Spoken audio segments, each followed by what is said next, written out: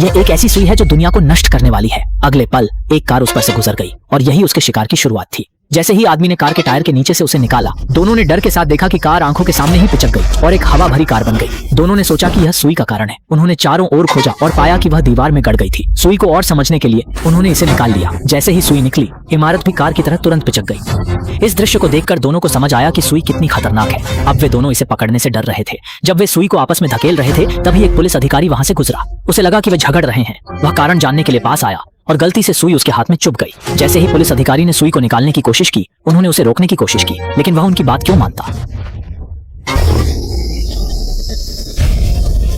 केवल 2 सेकंड में पुलिस अधिकारी ऐसा लग रहा था जैसे हवा निकाल दी गई हो। उसे देखकर दोनों ने सुई उठाई और भागने की कोशिश की, लेकिन वह एक तेजी से आती हुई बस के सामने आ गए। जल्दी में उन्होंने सुई को बस की ओर कर दिया। जैसा उन्होंने सोचा था, बस पिचक गई और उनकी जान बच गई। दोनों ने महसूस किया कि इस सुई को धरती पर नहीं छोड़ा जा सकता। इसलिए उन्होंने एक गुब्बारा लिया और सुई को उसमें बांध दिया ताकि इसे अंतरिक्ष में भेजा जा सके। लेकिन गुब्बारा ज्यादा ऊंचा नहीं गया और फट गया।